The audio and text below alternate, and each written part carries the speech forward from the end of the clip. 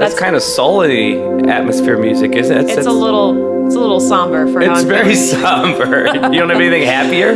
Happy. But even your tone, even like your choice of sound. I know, that wasn't a choice. That's why I love that That's just what it was on. 0004 thing. Is that's just kind of my, You need like theme music? Yeah, sure. You almost just mimicked my little sketch. Yeah, I was trying to.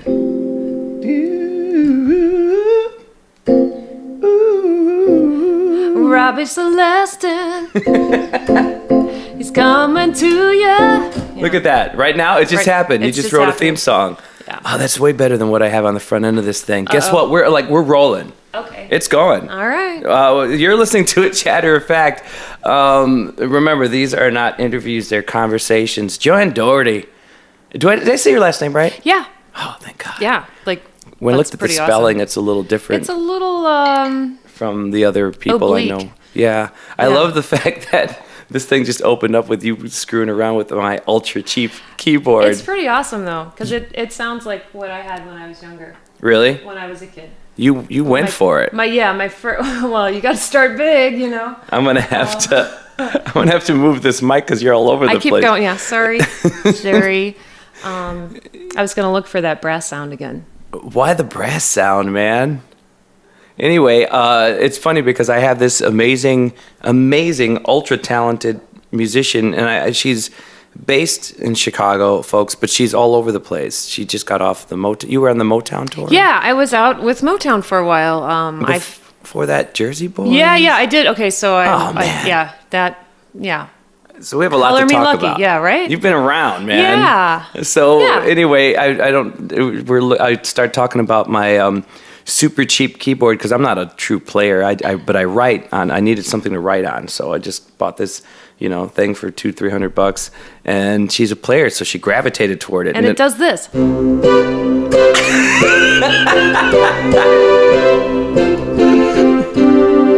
Yeah. So as you can tell, she's so a much serious jazz musician, one of Chicago's finest. So that like takes me back because that was like the solo when I was a kid. Oh yeah, that's kind of still the solo. Is it really? I mean, In Art your Tatum's mind? cool and all, but no, I'm kidding. I remember the synth sound being like the biggest deal then. It was the biggest deal. During that time in the what was that, late 80s? 84. Was it really? Yeah. Man, oh dude. I'm gonna guess. Well, I think the album might have been called 1984. It was Van Halen. Then Maybe? that was a really great guess. Yeah. It would be appropriate for it to be released. I just remember all of us, like in my first band in high school or whatever, everybody's just searching for the synth sound.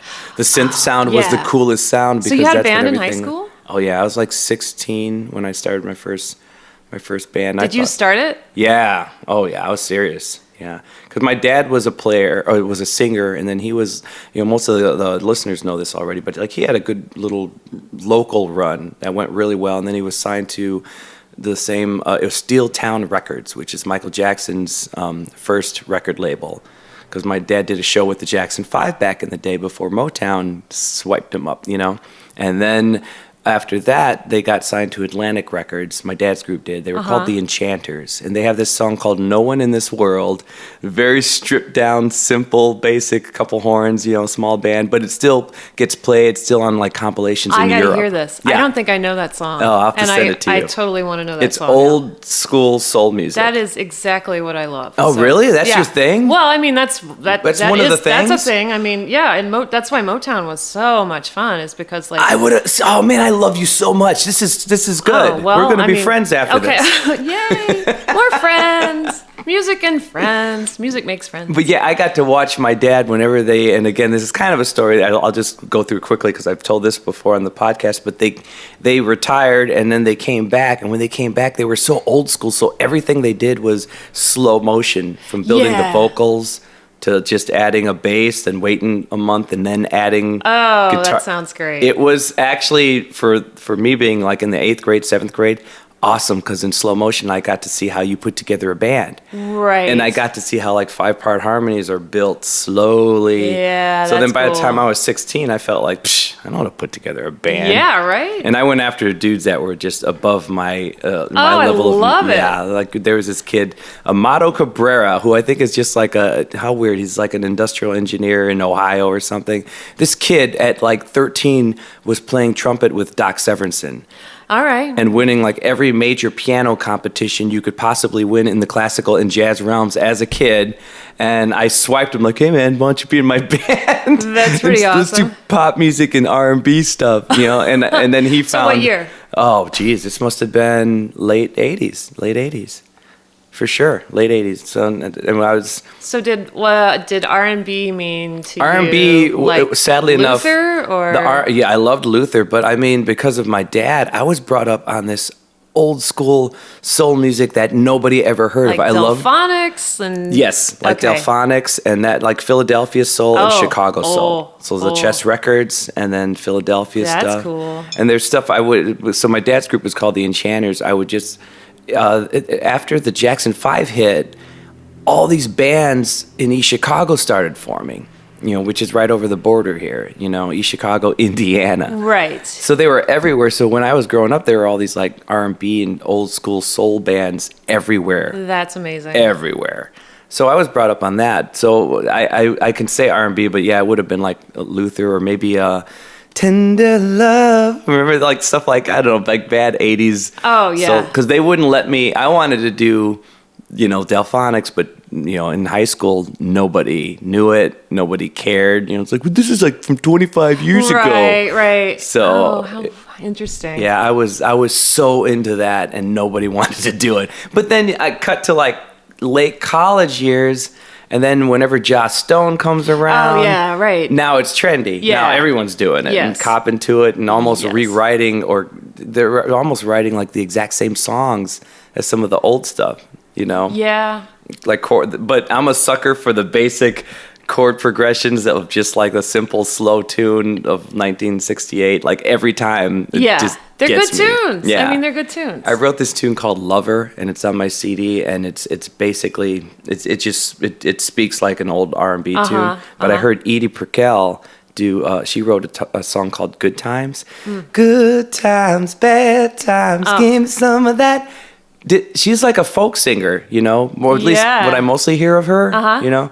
And then suddenly she comes out with this bluesy kind of R&B soul tune with the famous little progression that I'm always listening to, and then I got mad. I thought, well, I need to write one of these. So I wrote Lover because I was angry at Edie Brickell for getting there first when I didn't think she should have. She wrote a great song. Well, I mean, whatever it takes to motivate See, you. and she know? had Barry White like say a few words in Oh. it. So Edie Brickell and Barry I love White. Barry White.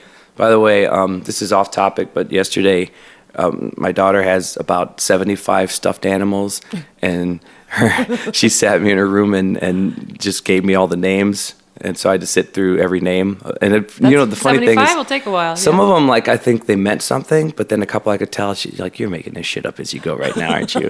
But the one that I knew she didn't, she brought out like a white little bear. And she's like, and this is Barry White. All right. And then, Yes, she you're didn't doing realize something right. how cool it was. Yeah, it's Anyway, super cool. this has been the weirdest intro to any of these shows because it started out with you just noodling on my ultra cheap keyboard, and now we're just rambling on about like soul music. But that's cool that you like that stuff, man. I love that stuff, and it's funny because I got there in a weird way because I didn't hear that kind of stuff growing up, except when like what I would now look back with disdain at like a remake of like Sitting on the Dock of the Bay, like maybe Michael Bolton redid that or Sure, something, yeah. you know, and Robert Palmer redid Mercy Mercy or wasn't that it? Marvin Gaye? he No. did it was a Marvin Gaye. He did I Want You to Want Me. Yeah. And maybe another one too. I know he did like Mercy Mercy and he mixed it with there a little bit. Yeah. Oh, Mercy Mercy. Yes, Yeah, yes, yeah, yeah. yes. And I remember thinking, like, this song is incredible. Why don't all the songs sound like this? You know, so I really had an affinity towards that kind wow. of music, like those progressions and all that kind of stuff. But like, I found it through, What a neat side other door. channels, Yeah, that's kinda interesting. Weird. Like, I'm glad I made it as far, inland into the interior of the United States that even someone in the middle of nowhere could get to hear that music. Where was the middle of nowhere? Where'd you grow up? I grew up on a farm in southern Missouri, All right. a couple hours south of Kansas City. So, like, out there, like. We had. What was the name of the town? Well, I didn't grow up in a town. I What? grew up 12 miles from a town that had 1,000 people in it. Called Appleton City. So you just grew up in, what would it be called? Just like a farm? The farming community. Yeah. Oh, okay. What? Yeah. And you're hilarious and worldly. Well, yeah. I mean. Well, yeah, because you moved out. Well, yeah, but I mean, these are wow. I'm gonna go there, but these are really weird times where there are really it's easy to stereotype rural people as one thing, and they're not. There's a whole gamut of smart people and crazy people and fun people, and then a bunch of nosy people too. Yeah, so man. So it's a thing. Yeah. Because she's amazing. She's like a stellar, awesome performer. Back when I was, I don't know, maybe it was a year ago now, Under the Street Lamp. Were you something besides just the piano player? Oh, yeah. For a while, I kind of went in and out of it because I was, I worked with them and then I left to go on the road with something else, and then I was working with them for a while. So at some point or another, I just played keyboard, and then I was music director and then arranged I wrote all the arrangements for their second PBS special. I thought that's how they announced you. So that's what I was doing, probably kind of, I don't remember where we met in the timeline of all those things, but so everything from writing the vocal parts to making sure they, it was awesome to do that because their choreographer is one of their singers, so we could say, oh, we want to do this cutoff in a certain place. Let's put a foot stomp there so it's really easy to remember. But you were in charge of that. To a certain extent. Yeah, musically, oh, man. yeah. So she, okay. So Joanne. By the way, did people ever call you Joe, or is it Joanne? It's usually Joanne. Yeah. All right. Yeah. I like Joanne. So anyway, Joanne was. We'll back it up to and get to all of your story, but Under the Street Lamp is basically guys that were former Jersey boys, right? Yeah. In different, whether they were based in Chicago or in the touring company, they're all former. And any of my listeners will know Michael Cuneo because for a minute they were trying to get me into that group to replace Michael Cuneo, who was leaving. Interestingly enough, when I finally talked to Michael Cuneo, I didn't join, and he left for the exact same reasons, which wasn't a bad thing. Right. More power to him. It just wasn't my jam. But they were, I was flown out to Atlanta and to watch a show, which was great, and it was jam-packed, and I got to see the whole thing. And then sort of one by one at a bar after the fact, I was sort of just brought into every member and started meeting everyone. And then I met you. And I mean, you did have a moment in there, at least one, maybe more, but I feel like there was one moment in the show where I could tell you did a solo and thought, oh, okay, wow. Yeah, there weren't a lot of, we didn't write. It's not a show. Kind of, it's really not really an instrumental showcase. But yeah, usually there was some point or something where you could breathe. It was nice though too. Even though it wasn't, it's not a instrumental feature kind of situation, there was still a lot of kind of breathing room and flexibility from night to night in terms of how you play and stuff. Nice. Yeah, it was really, I wouldn't think that was I mean, the forms of the tunes, the arrangements were very stock and solid and everything, but I didn't have to play the same thing. If you're in Motown, you have to play the same notes every night, because everyone is expecting to hear them, whether it's me playing that part or someone else playing, it's part of the machinery of the thing. And then you have to figure out how to make something that remains the same, really sound inspired and alive and breathing and all those other things. But with Street Lamp, part of the structure of the show is that you could just do that. That's awesome. Yeah, it was really great. And a rarity in that world, I would imagine. Yeah, but I mean, it grew up organically out of just kind of how the band came together, because I was in Jersey Boys with those guys here. with Cuneo and Michael Ingersoll and stuff. And they kind of started the band while we were still in the show. What theater were they? It was at the Schubert, which Okay. was at some point called the Bank of America Theater and Yeah. the LaSalle Bank Theater. And I have no idea what flavor of the month it is now, but it's an old Schubert theater, which was cool. So, and it was there for like 2 years, maybe, or 2.5 years. Yeah, it's so weird. So when I met you, I thought they announced you as musical director for that show, and that's what made me feel like, okay, this girl's, wow, she's the real deal. And then your name came up somehow. I think it was just players around here. Yeah, we have a lot of people in common. Yeah. But it's like, I know we were talking about this last night, how it's kind of, I'm actually really excited about this because we're kind of documenting getting to know each other. Yeah. Yeah. It's cool, right? Right? Welcome to a Chatter Fact. Right? This is because I have no social life, so I get to record it all. That's kind of a cool way to go, actually, But yeah, so I met you then, and then even, tried to get you into an original show, but the schedules didn't work out. And then I find out that you're like... Schedules are a thing, aren't Hey, they? man. But then you're touring with Motown. Like, there's a lot to you. Like, usually at the top of these things, I've been trying the last 2 or 3 episodes to say, oh, this is what you're in for. I didn't even really get to do this because you're fun, man.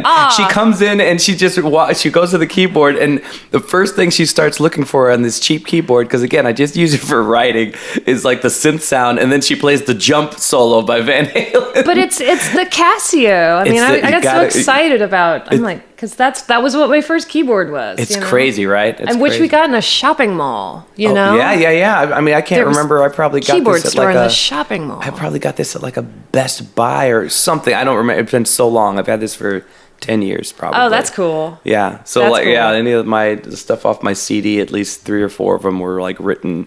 It's so funny because it's a cheap keyboard, yet I'm married to this like electric piano sound, and then I get to the studio and I want real gear and real stuff, but in my head you're still hearing the thing. Yeah. Do you guys have like a cheaper electric piano sound for this tune? And the answer probably is generally yes. Yeah.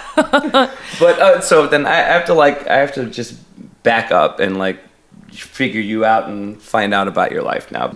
She's toured the world with different acts. I don't know how many different productions you've been a part of, but you haven't been a part of like mom and pop, like, oh, hey, we're just taking Uncle Henry on the road and we're going to hit some farms. Like, you've been in major cities, major productions. So this is huge. And the funny thing is, I didn't know this, but you were like a player in the scene. You were like a regular player, like jobbing player or something. Yeah, so for we're sure. in the same scene, but I just didn't know about you, because maybe when I really started hitting this scene hard or working a lot, you were probably on the road at, maybe, or something. 'Cause somehow we seem to know a lot of the same people. We know a lot of the same people. Yeah, but I never even heard of, like, you're marketable as all hell, man. Oh shit! Well, seriously, talk to me. Talk to me, baby. I mean, do people tell you this? I'm gonna hire you because, like, you're a beautiful, beautiful lady, but you're disarming, because when we hung out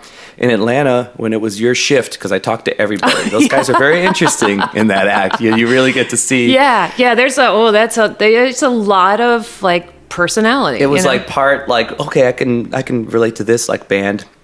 I'm talking about the Under the Street Lamp guys. It was like part band, part Glee, part something, my college choir, part badass people I've met who remind me of great people I've met. It was very interesting and eclectic. But then you stroll in and like, oh wow, she's beautiful, and you're beautiful, and then you play the way you play, and then you are the way you are. You are one laid back dude. You're a dude, but you're marketable as all shit. I had a girl named Tracy Braun who was a super gorgeous drummer. And she joined this band I was in called Timepiece. And when she joined, the first thing people thought was, oh, well, they brought her in because she's this gorgeous drummer, right? Tracy can play. Yeah. Tracy can bring the funk, too. Yeah, and she's a little dainty, gorgeous thing. That's beautiful. Who plays like a giant man. Yeah. And our marketability just skyrocketed. We didn't have a female vocalist at the time, and we brought one in who did really well for us, but nothing we brought in jumped the marketing like Tracy Braun. And that seems like that's where you can be, you know, in any act, like whether somebody wants to put you in the jazz world or even in some pop band, like with your look and your vibe, and you're a badass on the keys. Oh, thanks, man. Like you're one of the most marketable people I've This is met. like therapy. This is amazing. Oh, good. You're one of the most marketable people. Why can't I say marketable? Marketable people I've met. And I know tons of like great singers and performers who look good. You know, that shouldn't be a part of it, but when it is, it's helpful. Yeah. But your package is different than what I've seen because of what you play, you know. I can find a hot or beautiful singer who can dance well, and that just adds to, she happens to be, I mean, you know, the girl I work with now, Morgan Hare, or Allison Robby. You know Morgan Hare? I know Morgan. Yeah. Get out of here. Yeah, sure. She's my current, I call her stage wife. Yeah, because she's awesome. She's What? awesome. Okay. I've done maybe just a couple of gigs with her, probably with Paul Mabin's band. Okay. Paul Mabin's another great He's vocalist. amazing, right? She, I'm in the Final Say is like my full-time jobbing band, and that is the group that gets me working whatever, like 100 and just tons and tons of times. Tons of work. That's amazing. That's where I live for like 9. It's almost 10 years now. That's cool. Yeah. Oh God, I can't. You know, they do great work. But I had Allison Arobia. You know Allison? Mm-hmm. Yeah. Who as well was this amazing performer who I just loved being on stage with. And then as soon as she left, you know, we found Morgan Hare, and Morgan's a monster too. Right. Morgan's intense. Yeah. Too. Right. I have a very intense performer with me. Yeah, You know? that's cool. And she showed her love quickly. She just said, you know, she liked me right away and realized, you know, she's going to be sharing, you know, 2/3 of her life with me now because Right, we live on yeah. stage and travel. It's she came true. to Hawaii with me recently. Yeah. And she's one of these people where it's very intense though. It's, you know, I will back you up. I got your back. I got your back. Where I feel like, are you going to shift me as you're telling me you'll shift someone else for me just to show me how much you love me enough to shift? Because she's very, very intense. Yeah. But again, Morgan makes sense. Morgan is beautiful and can dance her ass off. Mm-hmm. Allison makes sense. Beautiful, can dance her ass off. And both of them are stellar singers. But you don't always expect the piano player or the keyboardist to be this hot chick who happens to be down to earth, because you could like walk into the masses from your band. If you're in an original band or anything, you can walk off the stage and you're not like, you know, weird or standoffish. You're a cool hang. My disguise is working. Yes. You know, I don't know what's going on underneath there, but on the surface, you're a cool hang. Awesome, you know? dude. So anyway, somehow you better use that. Well, thank you. Maybe it's served you already. I don't know. That's definitely an interesting topic, you know. I wonder how many people are Googling you right now, wondering like, what does this girl look like? Oh, well, if that's the case, let me spell my name for you, because actually, you're not going to come out with it right on your own. Because it's Daugherty. That's right, and Joanne is Joann. Yeah. So Where if you can put all people- that together, that turns into JoannDaugherty.com. Yeah. So Go find there's her. some stuff there. You're like, can she play? What does she look like? You know, that must be what people are curious about right now. It would be so boy. funny if you were butt ugly and I was saying all these Oh, things, no. and then they'd just be surprised. Oh, no. That would be like a mean joke, but kind of funny. I'm sorry, just a little funny. But she's not. She's very, very pretty. You'll see. Go to thanks. JoannDaugherty.com. All right, man. Let's back this thing up then, because we jumped in with you playing keys and us just rambling. Yeah. So I want to know you now. So you grew up on a farm. Yeah. Tell me this much, because we're talking to like a stellar musician who gets great gigs because she deserves them and she's that good. And she grew up around cows? Talk to me. Yeah, cows and pigs and This was a straight up farm. chickens and horses and Were you like milking cows? and no, we feeding didn't. We didn't chickens? milk cows, but we ate them.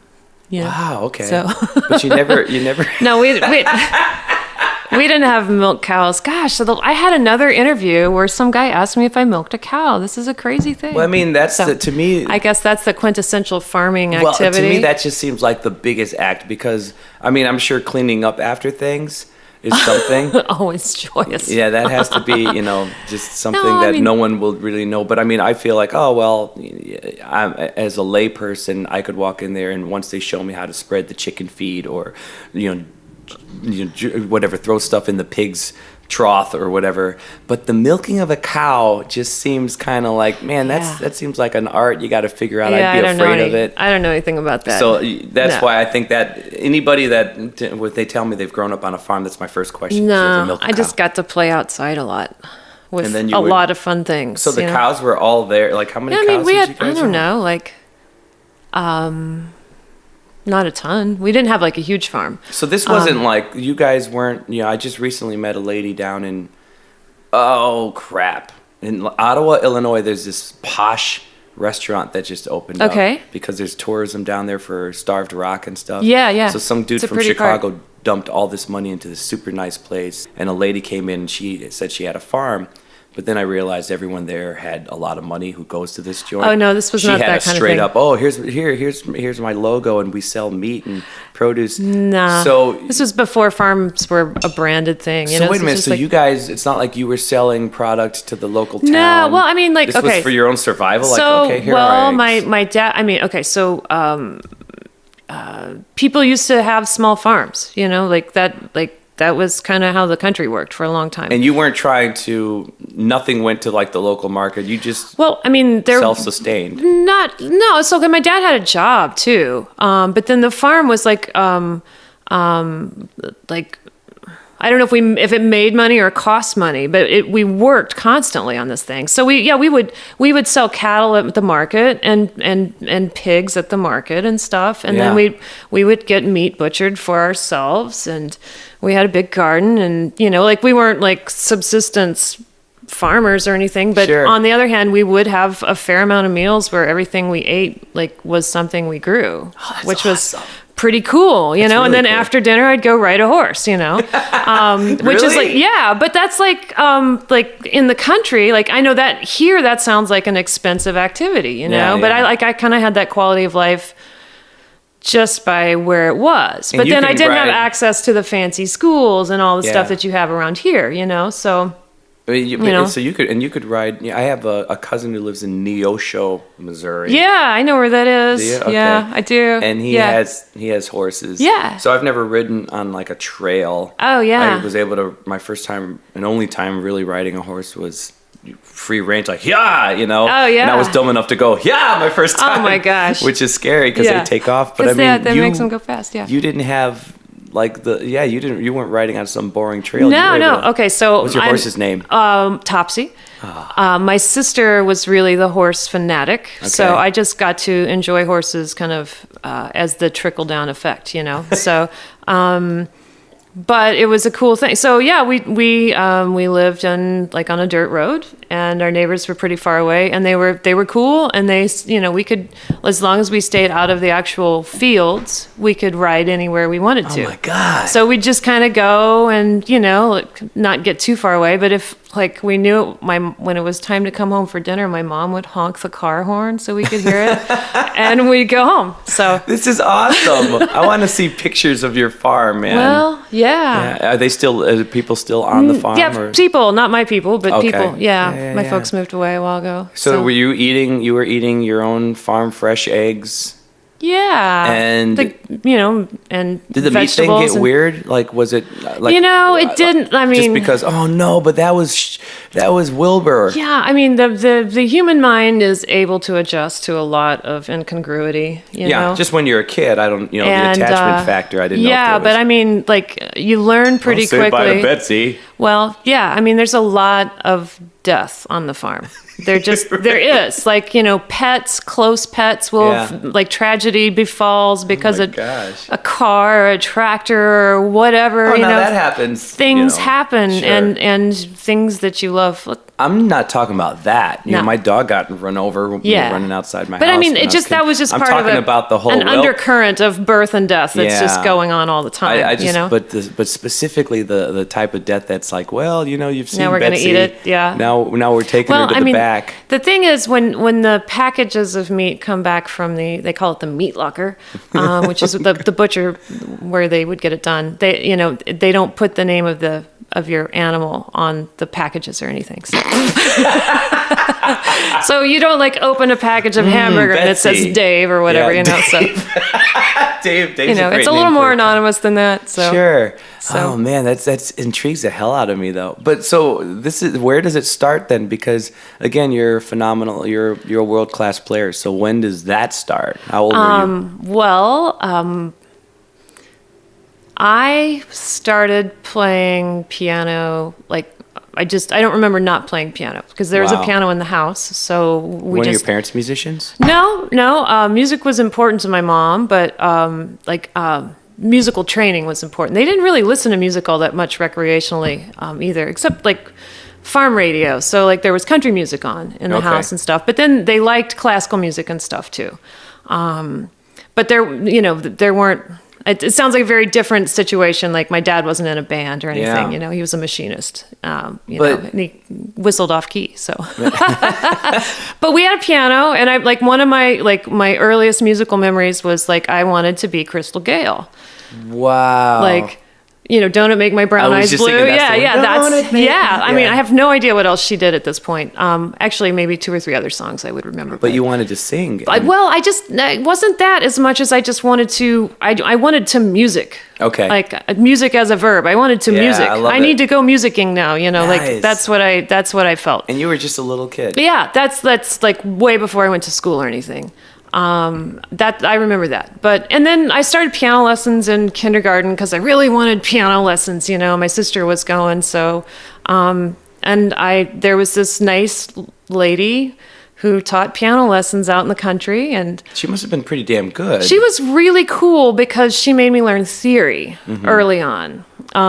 So when I got to college, I was like, well, like I know this, like I really had that stuff already. So that was really helpful to, like, I just That's touched okay. your mic. I just kind of think in those terms. So it's not- when you were in, I mean, how good were you throughout high school? Were you already at a pretty high level? Yeah, yes, but kind of an unfocused high level, Okay. like I played by ear a lot and I read, like I was doing, Beethoven and Mozart and stuff. I was doing stuff like that.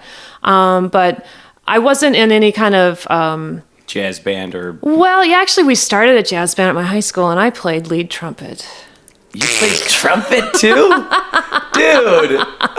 That really, more than a reflection of any broad horizons on my part, just says much more about how bad my high school jazz band was. How was it? I mean, considering where you grew up, was it a super small high school then? Yeah. I went to school with pretty much the same 40 kids from kindergarten to 12th grade. See, I love that. Really? I do. I'm sorry, but I went to a small neighborhood Catholic school for grade school, and it was basically the same 30 kids in the same classroom, with Yeah. most of the time the same teacher teaching every subject, Yeah. And then by the time I got to, it was so emotional when we realized, well, we're breaking up to go to high school, and maybe half of us went to the same high school. Yeah. But then high school was grand and much. I went to a bigger high school, high school was great. I made some of my best friends there.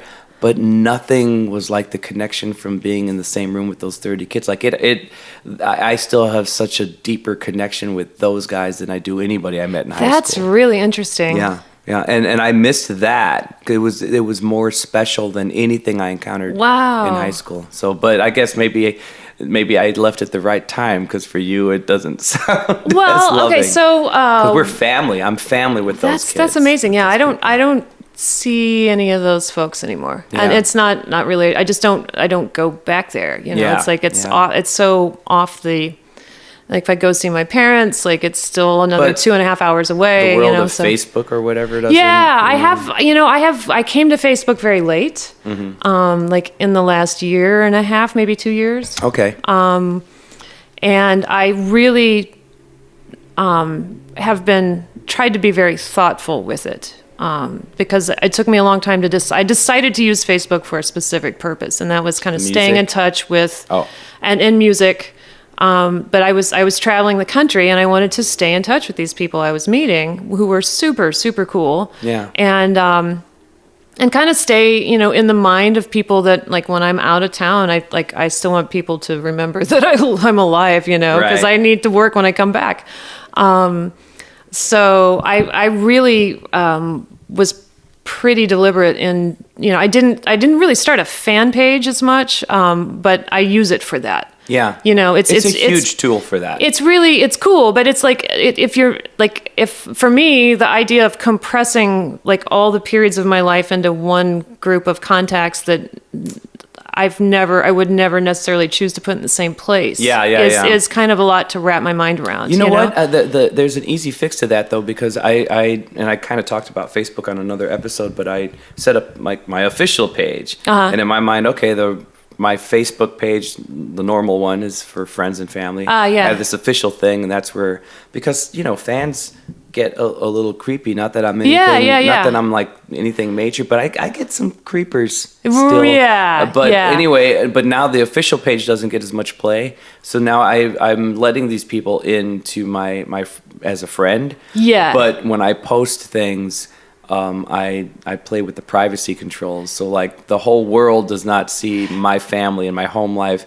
But then when I post Hawaii or whatever, right, my gigs, that sounds really smart. I just my step farther is to not really put my home life on it. Yeah, I'm slowly leaning toward that. But actually, I mean, I might take a picture of my garden or something. Because it's going to be really awesome. I've become less and less personal on MySpace and Instagram now. I started an Instagram way late. I did that. I would be later because I haven't done it yet. Okay, well that's even more so. Like Instagram has nothing to do with anything but my career, and that's it. Yeah, which has been really super helpful. Yeah, it's kind of nice to. I mean, we used to have the privilege of compartmentalizing those things a little more than we do now. Now you have to pay some money if you want people to see your official page or your ad. You boost. Yeah, got to boost. No, man, but that's that. You have an interesting.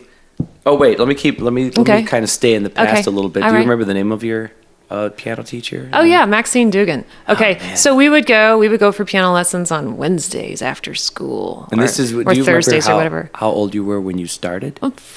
Probably 4. Man, so I mean 5. I was in kindergarten. So I think I started probably when I was 4. How long did you work with her? Till I was 16. So man, I mean that lady. She's super cool. She was so cool. But she set you up the right, all of a sudden. She really did. You had this thing. That's a life changer. Yeah, but she was very she was very traditional though. Like I wasn't doing like pop music with her. It wasn't the School of Rock vibe. No, it wasn't that at all. It wasn't learning to improvise or anything. I did that kind of like for entertainment because that was fun for me. No, but that's. But fantastic. she tried with all her might to make sure I was reading instead of playing by ear and stuff. So so then by the time you're like in high school, when it's getting time for college, what were you thinking? Like, I'm going to teach music, or I want to perform. I need to find. I want to perform. Yeah. I didn't want to teach at all. So and everyone's like, you got to get an education degree. You got to have something to fall back on. And I was like, oh, it's such a pill. I was like, I don't plan on falling back, and you're not. High five me, man. Yeah, well, I mean, that's, I don't know. But I had such unspecific ideas, though. So then what was your area of study when you went? Piano. I got a piano degree, classical piano, because I didn't know any better. Okay. And I ended up going to this school in Missouri, and I got academic scholarship and stuff, and so I could kind of like do what I wanted to do, and that's what I wanted to do. And so in college, are you like messing around with the band scene or the jazz scene? Yeah, I definitely. That's when the jazz. I mean, so I had a teacher of mine in high school had given me some Pat Metheny records when I was in high school, which I loved that stuff, and so that was like kind of an introduction to jazz. And then I went to some summer camp for jazz, and I didn't know anything about it. And they had a little theory test, to like figure out which arranging class you were going to be in. And I aced the theory test, and then it had some questions at the end, like, what did Charlie Parker play? And I was like, well, I don't know. Like, who's Charlie Parker, you know? Because I was a 16-year-old kid from a farm. Yeah. But that really got the bug in me, too. Because, you know, it was these guys from New York came out to give this camp in Springfield, Missouri. And, you know, it's like, they were kind of rock stars to me. And like, it was improvising like as an art form, not just as a thing you do to entertain yourself outside of your piano lessons, you know? So that was all very exciting.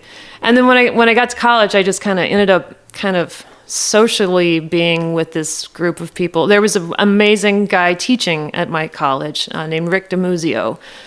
He teaches out in Boston now. He's a killing tenor player. Like just, you know, you don't have to know anything about music, but just to hear him, like you're moved. You know, it's a great thing. So I studied with him. So I studied classical piano, and then I studied jazz with a saxophone player. Wow. So you know, I in some respects I know more about, or at some point did know more about like Joe Henderson and Coltrane than I did about Oscar Peterson and Art Tatum. You know? Interesting. Yeah, it was kind of a. But then that's kind of cool, you know, because then you're kind of pulling from some of those lines. Yeah. I mean, it's a little different approach, you know. Yeah. So I was learning different vocabulary because that's, you know, I was studying with a sax player, so which was cool. So I can't remember if it was which way this went. I think it was Chuck Berry who was basically basing a lot of his early playing off of a piano player and some of those voicings and stuff. Did you ever hear the story? Which gives you like, no, I don't know that story, but if you're coming at from some other idiom or some other, like you end up with these odd angles of intersection of like, you know, I'm like, well, I love guitar solos, but I play piano, so what can I do? You know, like kind of that kind of thing, you know. So it creates an interesting sound, and the choices are you just go for different stuff, you know. But I thought it was a piano player that he worked with, and that's where all the you know, oh, that makes perfect doesn't sense, it? Right? And when you hear that and you think about that line and those chords, right? And not even just the chords themselves, but the way he's playing it. Yeah, absolutely. Those are things that fit on your hand on a keyboard. Absolutely, yeah, for sure. That's super cool. So it's so interesting how that like comes into play. So then, okay, so then at one point in time, are you? You know, you're getting to the end of the college career. Yeah, okay. So did you come straight to Chicago? No. I still knew I wanted to be a musician, but I like, what does that mean? You know, like I remember my mom's like, so what are you going to do? And I'm like, what does that mean for somebody with that background? Because when I was 16 or I didn't write my first song till I was 18, but at 18, I fell into the trap. Like, okay, this is it. I'm going to be a singer, songwriter. I'm going to be in a performer. I'm going to be in a band. I'm going to make record. The world's going to know. Oh, yeah. And this is what I'm going to do, you know. So 18 is probably when it hit for me, like seriously. Well, okay. So in high school, I was playing along with like Chicago records like crazy. Oh, love that stuff. Yeah, man. Absolutely love that stuff. Are you a Tower of Power fan at all? I love Tower of Power, but that is not. I didn't hear that stuff till college. Yeah. You know, and started hanging around with some hipper people. You know, yeah, you know, the first thing I thought, like I can kind of remember, like, you know, watching The Young and the Restless, and somebody's at a fancy restaurant and there's a piano player, and I'm like, oh, maybe I could do that. I could, you know, because I had this urge to like explore the world, you know, like, and like to get from the country to someplace else took a lot of kind of you know, like push and imagination, you know, but I just felt like there was this like, and I think there's nothing more honorable than being happy where you are and on a farm or wherever that happens to be. Right. But for me in particular, I felt like there was just all this universe out there I just was hungry for and wanted to like kind of get in, and music was like a big part of that, you know? Wow.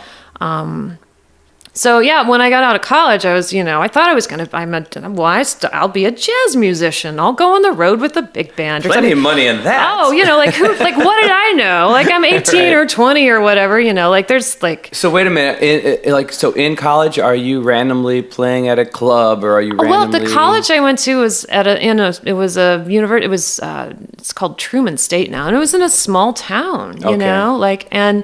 So it wasn't like a Chicago or no. I remember thinking I wanted to go. I kind of like I could go to the conservatory in Kansas City, and my parents were like, "That's just too big of a place for you to live." Because the truth is, I had never even lived in town until I was 17 at that point or something. Okay. I was all like, wow, I can ride my bike here, because it's paved, like, Oh my God. like, right. That's Yeah. like little things like pavement had me very excited. So,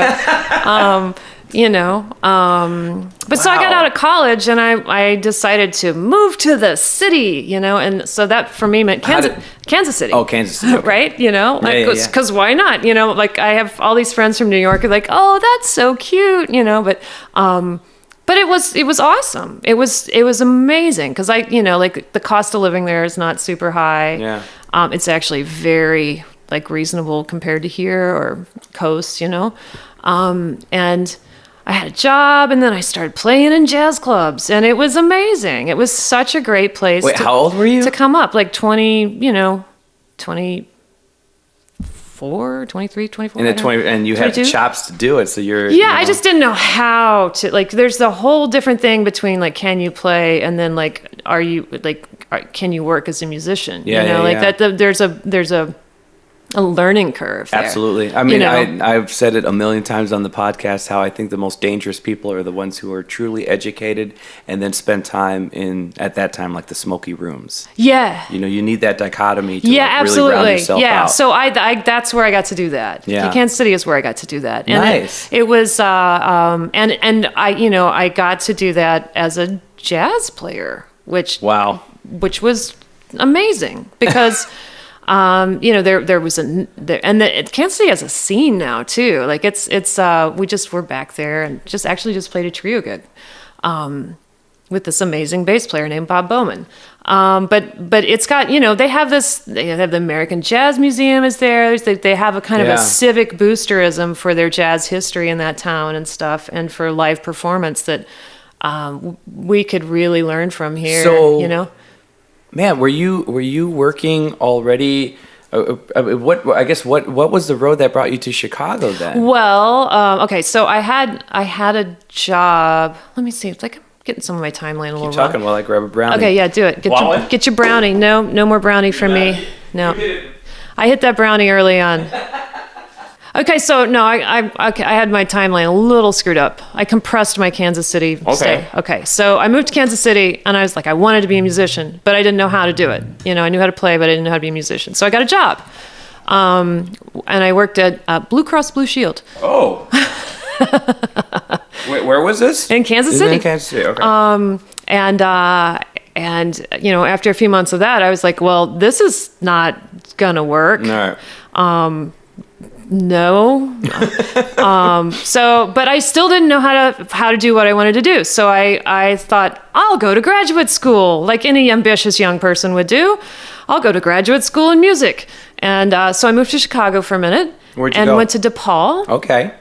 And studied jazz piano at the graduate level for a minute, and then completely freaked out and was like, you know what? If I choose this life, I'll never own a car or a house. I will be destitute. Right. Yeah. And it wasn't a straight road for me. So I moved back to Kansas City and got a job that was actually a really creative, cool job in a human resources consulting firm. But I ended up doing a lot of writing for people, like writing of reports and resumes and letters and that kind of thing. I was kind of a writer. That wasn't my title, but that's what I ended up doing. And then at the same time, then I got started playing there. The 18th and Vine District had opened, and the Blue Room was open, and like all these places, and I just got to play, and eventually got to playing a lot, and then started working part time instead. Primarily jazz. Yeah, actually only. That's kind of all I knew how to do. Okay. And I mean, not all I knew how to do, but I mean, that's what I was doing. Yeah. And which sounds kind of impossible now, because times kind of change. Times have changed. Yeah. I don't mean that in a dark way. Like just reality changes. It is what it just is. does. Yeah, the jazz scene. And then after a while, I got kind of itchy. Like I wanted a bigger scene. Yeah. Like I wanted to move someplace where I could get my butt kicked every night of the week. So then I had to decide, was it New York or Chicago, and we went out to New York, and, it was like, that was a little far flung for me at How the long time. were you out there? Oh, no, I was just exploratory. Oh, gotcha. Like, am I going to go there? Am I going to go here? And what I figured out was the cost of living for me was so much higher in New York that I knew I'd have to get a job. And I get really distracted by having a job because I have to do great at it. Like I can't just work in a record store and then play, just have a little job on the side. I have to be like, I'm really doing this job. Yeah. So that can get tough. I decided to move to Chicago because I figured out I could just kind of try it without a job for a while. And I did. How fast did you find work in Chicago? I moved in October, maybe September or October, and was working full time in probably 3 weeks. Where? Around. Like, what did you do? Because when I played at restaurants in the top of the Hancock building, solo piano, jazz trio, what jazz did you quartet. have? Like, because here's it's weird. I was in a band that was working around the city, and I would come to the city if the band was in whatever private stuff. But then the first time I attacked the city, it was just with a piano player. I had a fairly cheap recording, but I went to every restaurant, every hotel, and then I ended up playing the Drake. And that was like my first steady, like Mondays and Tuesdays, I was at the Drake Hotel. Oh, that's cool. Which then led to, the other things. But I mean, what did you do? I went to sessions. I went to jam sessions. Oh, right. Of course. That's I never talk about that on the show, which is weird because I talk about it in life. When up and coming musicians or singers are approaching me and they ask me, "Oh, how do I get into it? I tell them for the craft and for the connections, go to jam sessions like crazy because you're going to meet. Yeah. Nice. Yeah. Okay. How did you figure it out? Were you reading like the Entertainer or where did you find them? The Reader. It was the Reader. They had a big jazz listing in the Reader. They had a big live music section in the Reader for a long time. This is great. And we haven't talked about this at all in this podcast. Yeah. Oh, cool. The Reader, and then there's your little jazz nerd network kind of, and do you remember where some of the first? Oh yeah, Andy's on Hubbard Street. Oh, they had and they may, I don't know if they still do or not, but they had a long running Sunday night jam session that was. Police is the wrong word, but they meant it for this process of and occasionally, you had to be legit. Yeah, you were supposed to be able to play, but occasionally that, of course, reality intrudes upon the best of plans sometimes. But so I went there, and did you make a lot of contacts there? I did, yeah. And then I love this story. I love your story. Man. I used to be in the house band at a jam session at a place called the City Life on East 83rd Street. Okay. So I don't know where, east of State quite a bit. Man.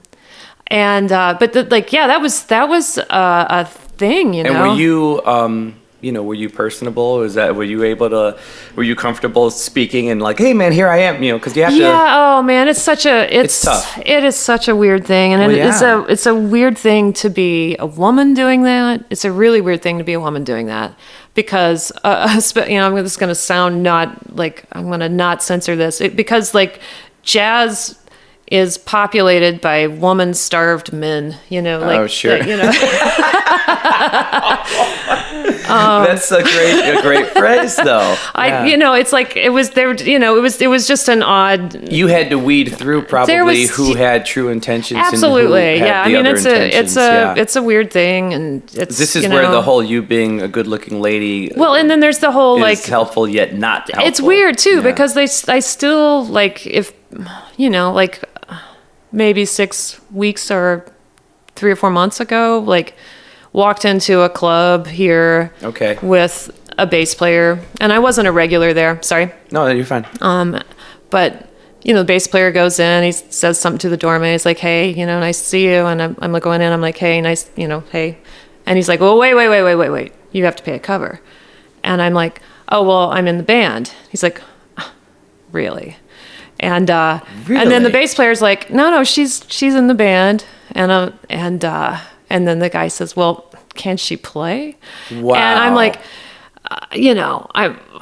this is after, 20 years and Yeah. several national tours and televised concerts and conducting Broadway shows and whatever, I'm just Yeah. like, yeah, that still happens. That still happens. That's amazing. And it was like, I kind of had to work to not, like, I just kind of had to delay. I was Yeah. like, I really want to process this later, because I think getting hot about it would not be helpful. But Wow. it was a really, it is a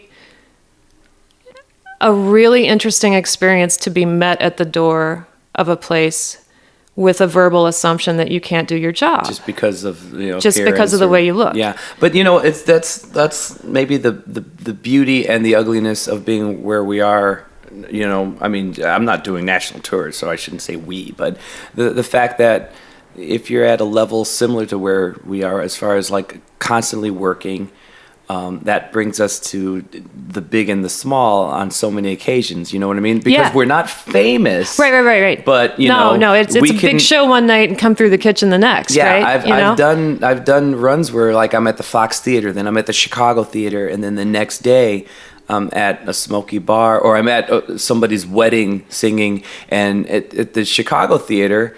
Man, I go in the hallways. I have thousands of people trying to meet me and talk to me. Yeah, it's this wonderful thing, right? Right. And then the next day, I'm at somebody's wedding where a best man is like, "This is what you should do," and and you're dealing with this weird. You're almost treated like a second class, or like the help all the time. Yeah, of course. Like Yeah. the analogy I was going to think, I was like, I'm there one night, in front of a crowd of 1,800 people, Yeah. and the next night, like, there's some doorman downtown, like, giving me crap about leaving my car there while I bring in all this equipment, it's so like through weird. an elevator that goes through the dirty kitchen. I'm just like, it's interesting. Yet I wonder if it keeps us a little healthy. At the very least, it must keep us grounded, But I mean, it's weird. Like, I don't like the reasoning for it. Like, I don't like the fact that some dude at a wedding or somebody at a bar can treat me this way. It's like, it's a little weird. Yeah. And the reasoning for somebody to like stop you at the door, that just sucks. It's lame, Yeah.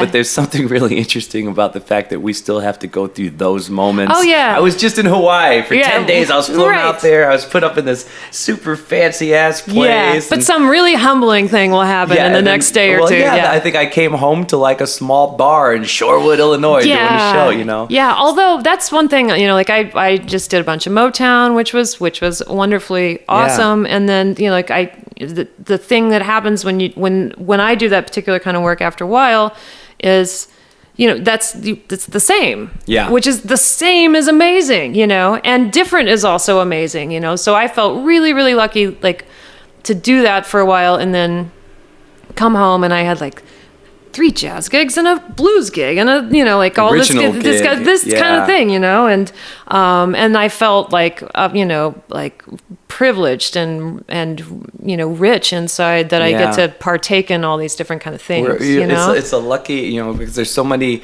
I mean, you have to be good enough to do it, which you are, but then at the same time, there's a little bit of luck too, like right place, right time. Because how many amazing players do we know who don't have that, because they just, some of them shoot themselves in the foot, but others like just don't. But we know quite a few of those. Yeah, I was like, some walk around with a loaded gun pointing at the toe. Yeah, God, it's so true. But then there are others who, I know some who are just really good and hardworking people that just aren't in the circle. I got the call because I was seen at this place, and they didn't because they weren't seen at this place. Yeah, and there's a lot of that too. So it's just an interesting life though. But they do, one feeds the other. Because I'll get a gig singing backgrounds for a doo-wop group or something, or whatever, like the Final Say thing, which is a blast. It's still kind of the same, more or less the same stuff or the same style of stuff, no matter what. I know some people that were in the same company I work in for a bit and just got angry every gig, like, why am I here? And that's like, it's dude, time you got the gig. to, If you identify the gig and say yes, you're not allowed to, unless something way left of center hits you that you weren't expecting, you're not allowed to bitch. I hate when people just start complaining right away about all the stuff they agreed to do in the first place. Don't say yes, Yeah. But I've never been, and then I would notice some of these guys would leave and do like an original show and then come back and be happy for like one or two cover gigs and then get grumpy again. That I don't let that happen to me because I love life's too short, man. I love my life though. Yeah. I'm still singing for a living. Yeah. And if I do the cover band thing too much, which I do more than anything, I do so many of those. But I actually found I'm my band leader. I'm my own. Oh yeah, they put me in charge, so I got that changes your experience of things too. I can control the vibe a little bit. Absolutely. And I interject. I mean, if I'm singing a song by Journey, I don't throw in Marvin Gaye riffs, but I go outside the box. But I try to do it stylistically. Yes. To still live in the Journey realm. Yeah. And it's fun. Yeah. But I noticed then if I do the Robby Celestin band, I just have this extra skip in my step when I come back to cover band. But they both feed each other because I don't get overly grumpy. In fact, there's stuff that I've been doing, like, I don't know, we do Suit and Tie by Justin Timberlake. And That's some of these nice song. Oh, man, it's such a great throwback, right? It is. But I'll start doing some of these tunes, specifically that one, for some reason, there's like a register that maybe I wasn't playing with in my voice. Were you just about to play it? Is it? Yeah, man. Did you play that on synth horn too? Yeah, right. See, that synth needs brass. the 0004. That shoot. needs the jazz here we piano go. or whatever, electric. Oh no, not the violin. No, not that one. No, I gotcha. You got it? Yeah, man. Oh, that's it, right? But anyway, that song in particular, I started just messing around with just part of the register that I don't mess around with often. And just found these nice little like vocal pockets in the ad libs and stuff. Yeah. And started loving them and making them almost second nature in the cover show. Next thing I knew, 3 months later, I had an original gig, and then boom, I'm utilizing that stuff in my original show and utilizing it where I can really use it now. These are choices, though. Yeah, it was Chris Siebold, my guitarist, who said, "Hey man, did your range, like, did something change?"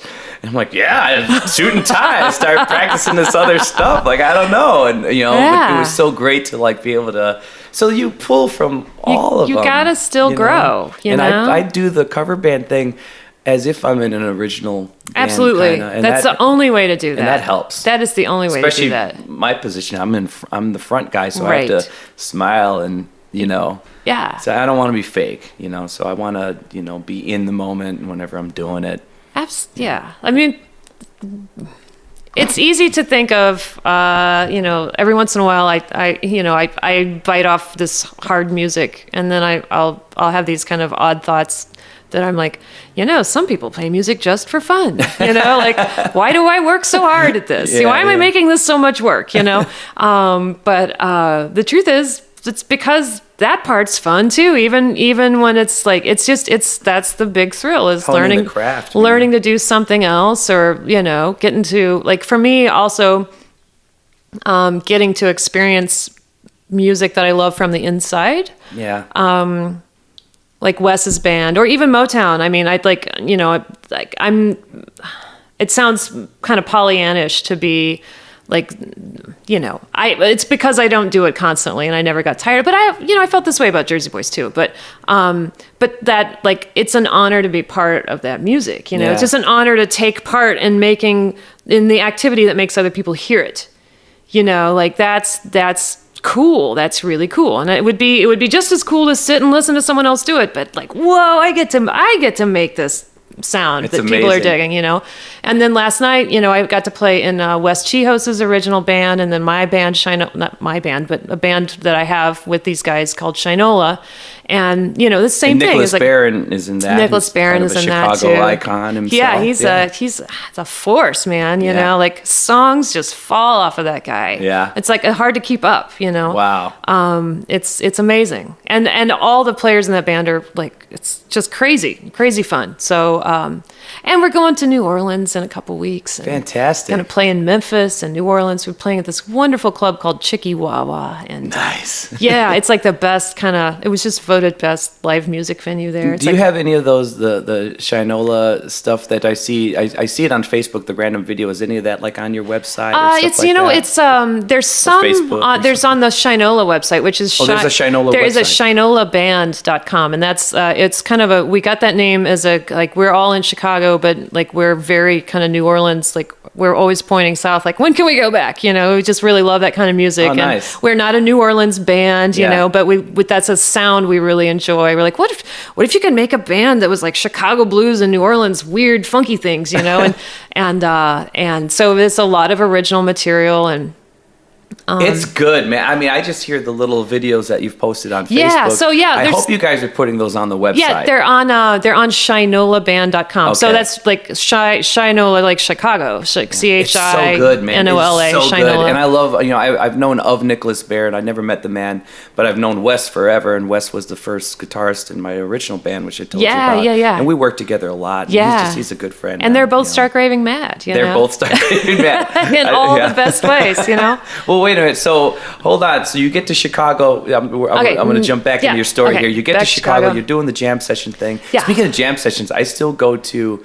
I love the fact that you mentioned that Andy's is kind of specific. Like it's not just some garage band can walk in there and jam. Yeah, I think at least they try. They called it the No Am Pro Jam, I think, for No a while. Am? No amateurs. Oh, nice! Because I Pros, actually go to. Every once in a while, maybe at this point it's like once every 3 months, but I go to the Underground Wonder Bar. Oh, I haven't been there in years. Yeah. Well, have you been to, now it's on Clark Street, because it used to be kind of underground. Now it's on Clark Street. haven't been to the new one. Tuesday nights, I go out there, and it doesn't get interesting till after 11:30, but it's called the Pro Jam. And you have to be working in the city or on tour, or somebody has to know you. Not just anybody can walk up I'd there. have to bring my resume because No. Yeah, no one would believe me. No, you go with me. I'd get you up there Oh, there with we the go. quickness. Yeah. The last time I went to, I have a story about sitting in New Orleans. So go though. We're on Underground Wonder Bar. Well, real quick, it's just they're very specific about you have to be working. So somebody kind of has to know you. Once in a while, you'll see somebody slip in and realize, ooh, wait a minute. Yeah. But for the most part, they're pretty strict about it. And only one time did I ever see a guy talk his way up there. Nobody knew him. And I saw the host, Lorna Boston. Lorna's like, wait, come on, Ed, what you mean? Like, we don't know you. You don't know me. And the guy's like, no, I play all around the city and all around the world and blah, blah, blah, blah, blah. It's like, and he wasn't very good, but he got up and she gave him the mic. And the band started to play. And he went into, it had to be you. Oh, By boy. the time he got to you, the mic was out of his hand, back in hers, and she's saying, baby, that's good. Thank you very much. So here's how it played out, like audibly, you just, it had to be you. Baby, thank you very much. Go on, sit down. And I thought, wow, this is a pro jam. Okay. So, and then you'd see, because some of these like guys. the hook comes and grabs you off the Apollo Seriously, stage. it was such a smooth push him away while grabbing the mic move. But then some of these guys work with like Clapton, and because of that, all of a sudden you're sitting there and Kid Rock walks in and starts singing Motown tunes. Wow. And like Donovan, who I never knew exactly who Donovan was, till he kind of hit on me while I was there. Oh, yeah, that's very exciting. he kept squeezing me a lot. I thought, hi. You're making an arm gesture around the shoulder. I just want the world to know. Yeah, he was squeezing you around the shoulder. He sat next to me and kind of did the bad movie date move. Like, here you go. Like, are you getting the popcorn or trying to grab my man nipple? I couldn't tell. And then he went up on stage and you're like, Donovan, he just came in from Europe or wherever he lives and called him Mellow Yellow. Oh, that was yeah, his yeah. tune. Anyway, it's just a great vibe. So that place still has what I would consider a fun jam night. That's in fact, cool. I'm going there in about a week. I have to that's gotta cool. get my fix. So. Yeah, I haven't. I should go. So anyway, you're going through the jam circuit, and then that all works. You just keep wanting to. I love the way you just look at the keyboard. No, I'm trying not to cough on the mic. You can cough off mic. This is legit and real. Do you want any more coffee yet? No more coffee, thank you. No, actually, it sounds great. Can we take a little break? Yeah, for we're coffee? gonna take the eye blinks. Hold on, folks. Oh, that was an eye blink. We're back. Yeah. She was asking me while we were refilling our coffee and zapping it and stuff like that about the old soul stuff. So yeah, that you listen to Herb Kent. Absolutely. So the stuff that he plays Saturdays and Sundays. Saturdays and Yeah. Sundays. Yeah. The stuff that when you hear something that's so perfectly old school, but it doesn't sound like it's a song you don't know. Right. That's the stuff I grew up on. Yeah. All that stuff. But the Herbie Baby. Do, do, do, do, do, do, do. Yeah. Oh my God. Herbie Baby. Every Sunday absolutely. at noon. Yeah, yeah. And there's like the whole kind of theme song with the vibes that happens Yeah. too. Well, and then, that Herbie Baby is based on a song called I Do Love You.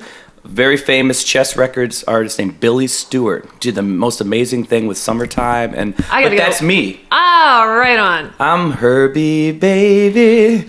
That's amazing. Yeah, he came in and had me do something really quick. Did you do all of them? No, they had, the parts. All you the mean? vocal parts, yeah. No, it was a backing group that worked for a group called Stormy Weather, and I was singing backgrounds for them. I was traveling with them because they're all these big oldies shows with the dramatics and all. Stormy Weather would open them up. That's when I cool. was at the Fox Theater and all that. That's cool. So then Herbie Baby came out and he brought like a portable studio with him, and they called me in and they're just like, I don't know, we're gonna sing backgrounds to I Do Love You, and I knew Herb Kent. I've been listening to him for all these years. Right. And I'm like, oh yeah. And they're like, well, we're gonna give you one take. Just sing I Do Love You, but sing about Herbie Baby. And I thought, holy shit, what are there words? And I improv. So are you you're doing that stuff? Yeah. Oh, right on. That's all you. me. Because okay, so I've been hanging out with you for the last 15 years. How crazy. Yeah, for sure. Yeah. I have been hanging out with you for 15 years then. All that's Billy Stewart. That is straight up his Straight up style. from him. He was Okay. one of the most unique vocalists. Awesome. In fact, it never got released. I need a list. It never got released, but I recorded with that group this super cool version. The arranger was Ben Odom, who's a member of the Soul Stirrers, Rock and Roll only gospel group in the Rock and Roll Hall of Fame. Sam Cooke's group. He's out of New York. Anyway. There's an a cappella version of I Do Love You that I recorded that I'm going to put it out on YouTube or something. Yeah, you got to do it. They put together this doo-wop version, and then they brought in a string quartet.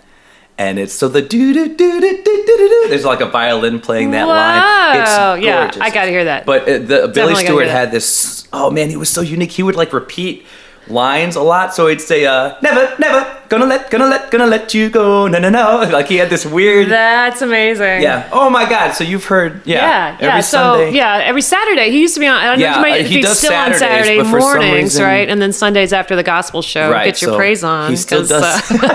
He still does the Saturdays. I have to get my praise on. But my theme song that I recorded for him happens, I think, only on the Sundays. On Sundays, yeah. I think that's right. Dude, yeah. that is so weird. Right at noon, you know? Right at noon. Uh-huh. Yeah, my mom's still like, oh, every day at noon I just turn on the radio. Yep. That's great. So Herb Kent, and then the other major Chicago DJ. Like I always just consider listening to their shows like going to school in all the best way. It was Dick Buckley, who was on.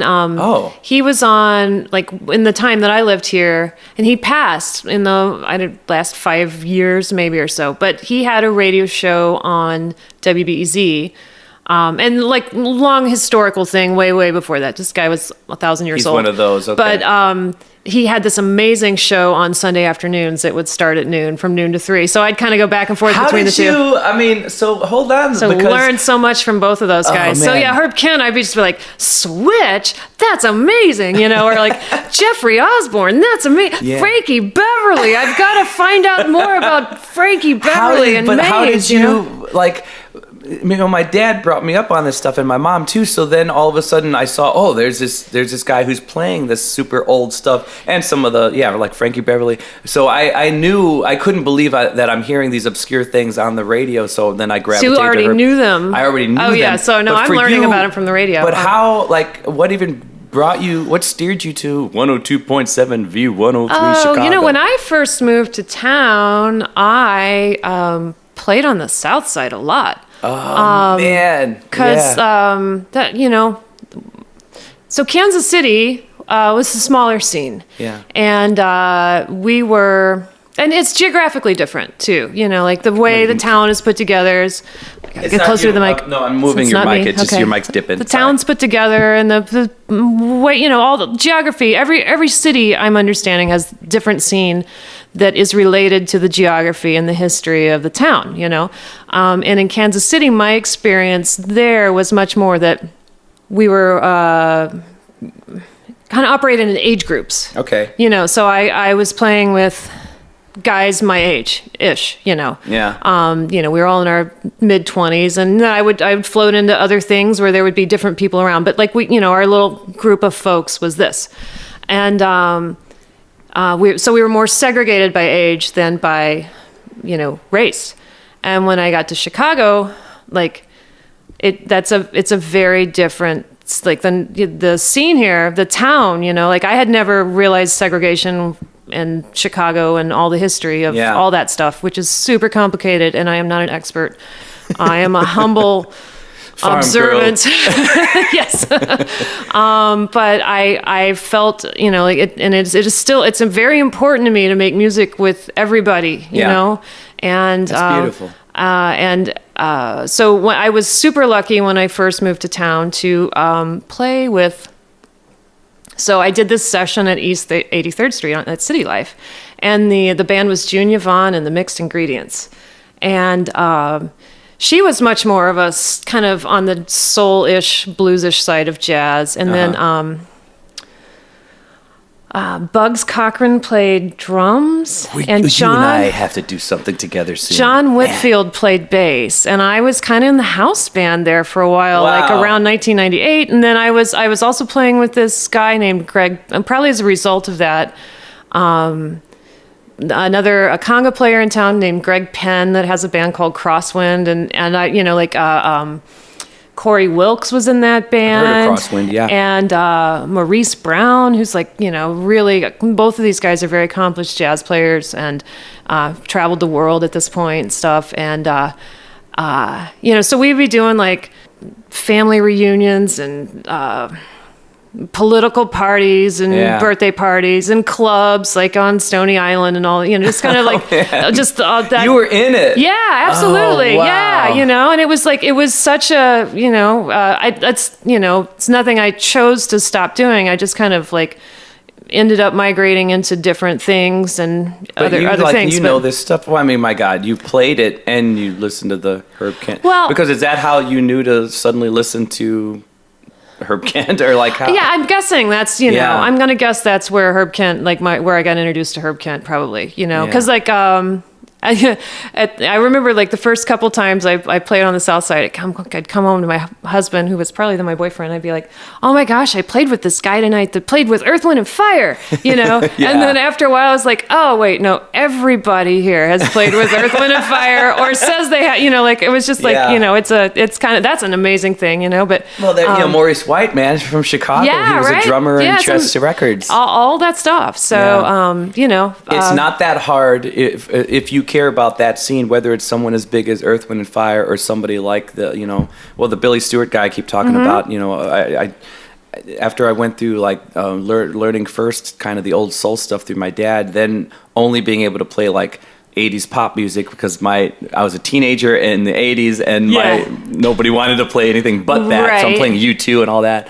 But then after that, in college, I got into a jazz ensemble, and then I found this little dive bar. Actually, it was really nice. It was done up like a Florida vacation house or something.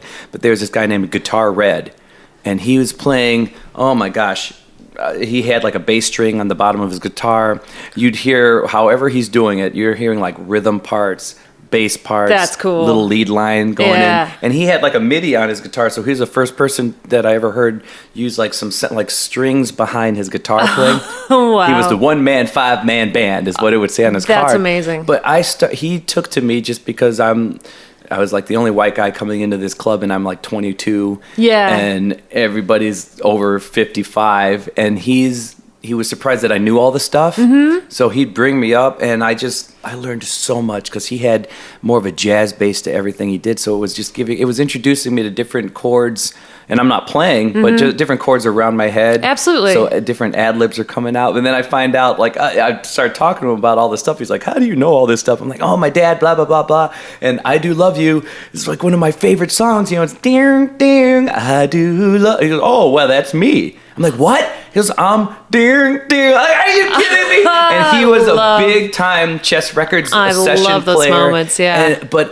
now he's become one of a handful of people that I've met that we're in the scene, or we're a drummer, or Yeah. they're all over this town. Yeah, this town is lousy thick with amazing musicians. And they're legit still doing it and enjoying it, and they still have a vibe. Some of them are tainted, but I've been lucky enough to meet the joyous ones who just want to jam and play. I mean, you draw from your your energy attracts what you're going for, But I think what lights them up too is anytime they see somebody that's not over 60 who suddenly knows these tunes. That's interested in chords. But I mean, even that it's knows the chords. that knows these songs. Yeah. Then it's just first there's a shock, and there's a now how and why. Yeah. But there's a thrill because somebody outside of their circle is suddenly, oh my God. Like you're geeking out on them. Yeah. You're talking about. It's just that's what I love about this town, though. It's a good place. So hold on, you're deep into that world, which is we're working together. Well, I don't know how I'm going to work with you, by the way. I'm deep into that world in my heart. We have to do something. I don't even know what yet. We can do that. We're going to figure it out. I don't even know what we're doing yet. Okay. You and I we're gonna start a duo. Make some noise. In Stony Island. We can make some noise. We're gonna open a soul band cafe. In okay. Stony So Island. wouldn't it be fun? To go. have like a Lou Rawls, Barry White cover band. Oh yeah, but I'm such. No one's doing that. This is true. Well, the music is so tight in that. The music is wonderful. We'd have to something. Man, just Lou Rawls and Barry White all night for the vocalist. Teddy Pendergrass. Yeah, and Teddy too. Just everything's all that's. Well, I know that. No, I So we'd probably have to That's probably not our band. No, I would totally do that because I don't get to stretch those low muscles. Oh yeah. It's funny because I hate doing impressions. It could be inspired by actual events, though. Yeah. Well, well done, dude.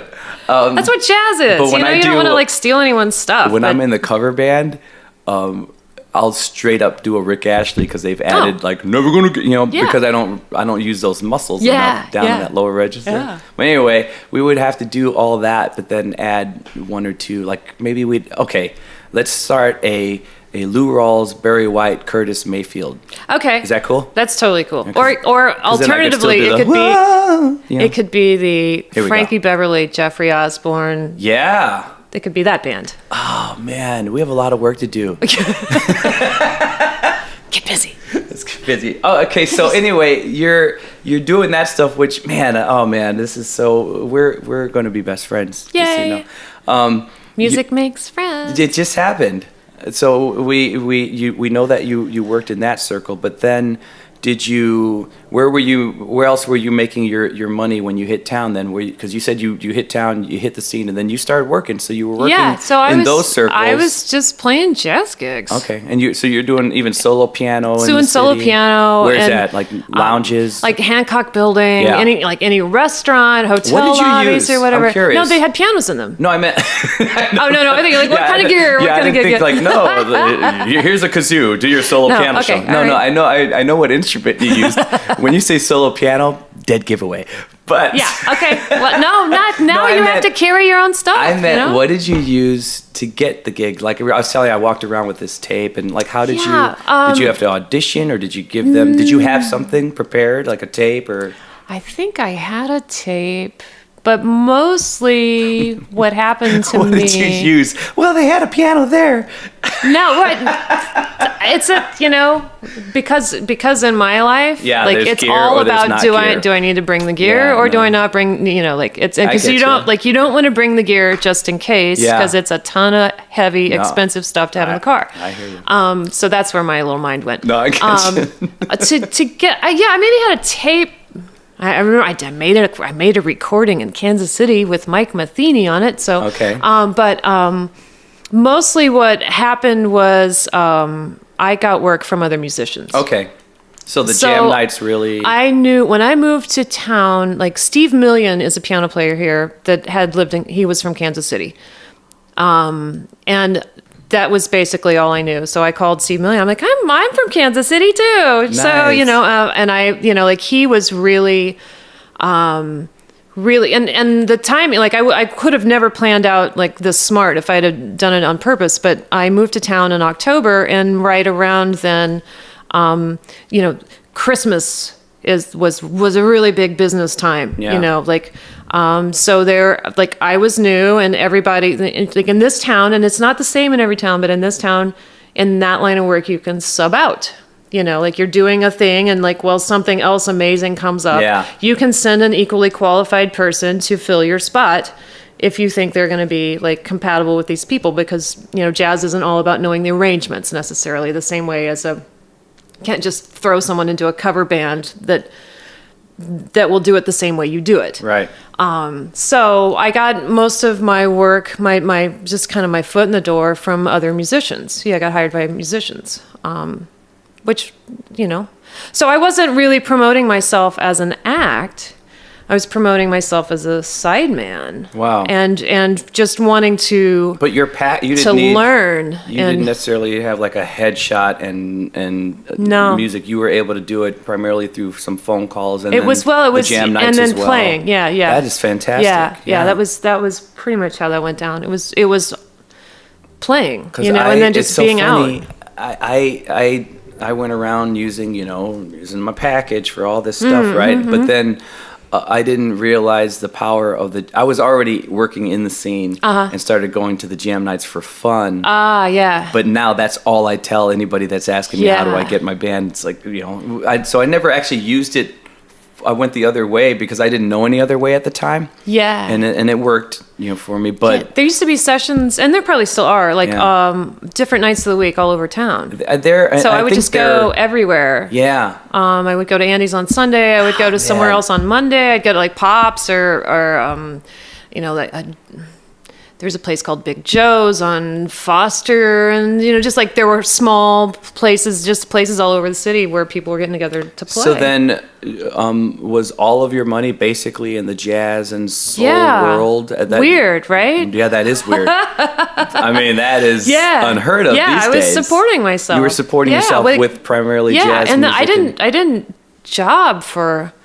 Okay, so Man, that is crazy. I did, yeah. So I did that. I moved in '98, and then I'm starting to realize you might be my very first ever 2-part podcast because it's gonna be too long. Well, no, I'm thinking that you have a whole bunch of stories about Jersey Boys, about Motown, about that. Yeah. So if you're cool with this, I think we're gonna definitely have, because I want to stay in with your local and what you did in Chicago. Okay. And then I'm gonna have you back on, and we're gonna focus on your touring and the bigger picture, because that's fun. It's fun to kind of think about it again. This is awesome. Because I'm not like normally at this point in time, even though I don't really try to time these things out, I'd be moving to that thing, but I'm not done with this part of your life yet. It's so interesting.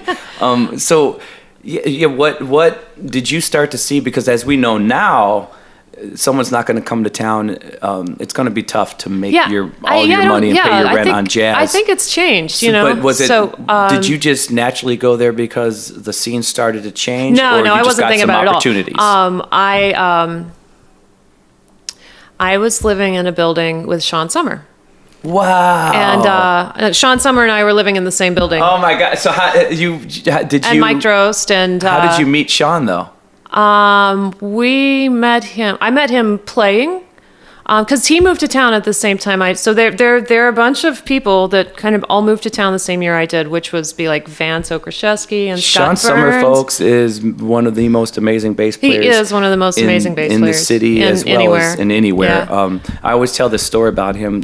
Jewel came to town with an entire orchestra to do a TV appearance, and something happened. Her bass player crapped out last minute. So last minute, they called Sean Summer, and he just went right in there and did the gig. So he was playing jazz mostly then too. That's what I heard, because now he's the head of. Actually, I have a trio record, and he's the bass player. Wow! Like this is my first one. Oh my God, this is crazy. So people, he's one of the owners of Maggie Speaks. He plays in the cover band and owns the company, works personnel. He's a dear friend of mine. He was in my original band, and now, but crazily enough, this guy started out in jazz, and it shows. Like, if you ever hear of Maggie Speaks, or if you hear any project with Sean Summer in it, if Sean's in it, go see it, because it doesn't matter what he plays. Doesn't matter. He's stellar. It's amazing. I did a show at the City Winery I did a solo show, and it was I did this thing where I did a couple of my originals, but then I was focusing on old school Chicago music, the obscure stuff. Yeah. So like the 5 stair steps, I would do, ooh child, but then I would do one of their super obscure songs. So, and I do Love You that night, but I made Sean bring his stand-up bass. And Sean played stand-up for that. So anyway, so that's what we were playing. So we moved met to town with one of the stellar guy. He moved the same year, and did you meet playing somewhere? Did you meet in a building? Okay, so I think we met. Wow.